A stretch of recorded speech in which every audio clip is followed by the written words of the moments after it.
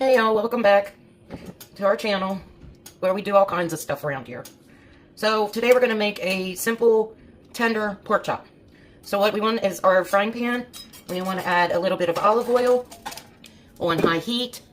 We want to take our pork chop and see if you can see them. You want to pat them down, get the gookiness off. And then we're going to add him right into the... Let me try them off on the other side. Alright. We're going to plop him right into our frying pan. We're going to let him sit there for a few minutes. I'm going to plop the lid on there real quick. And turn our heat back a little bit. And you want to sear him on there for about 1 to 2 minutes. Give me time to wash my hands up. Because I don't know if you are the same way, but I don't like messing with meat without washing my hands. Alright, so we got him sizzling. And to him I'm going to add the go-to blend. It's a salt, pepper, garlic mixture. I believe we just picked this right up at Walmart. And it's called Fire and Smoke. Pretty good stuff. I add this to most anything. Any type of meat. Alright, so we allowed him to sear up there for a minute. And then we're going to take, I'm going to flip him to the other side and let him chill out there for a minute.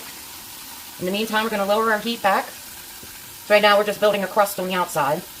And we're going to get our heat lowered back. And give that a minute. While we're waiting on him to cook there for a minute, we're going to have some baked beans, just a can of baked beans. Add them to our pot. To them, I'm going to add, this is about 2 tablespoons. So I'm going to add about a tablespoon of brown sugar. Yo, did your brown sugar get hard? Now you gotta beat it up. No, just a little bit more because that wasn't quite. Okay. And then mustard. And maybe about a teaspoon of mustard. You don't need to buy that fancy baked bean can stuff. That's all you have to do. And then you want them to simmer there for a few minutes. Alright, back to our pork chop. So now, I'm going to add my seasoning. And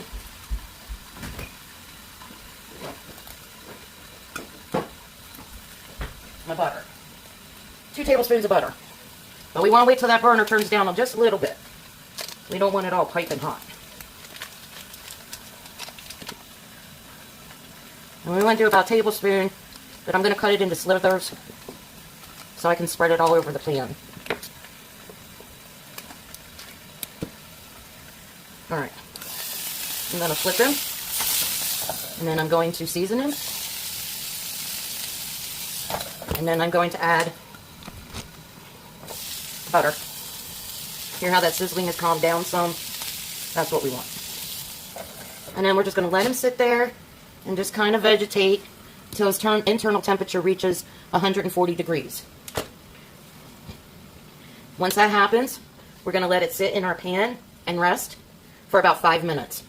After that, it's time to eat.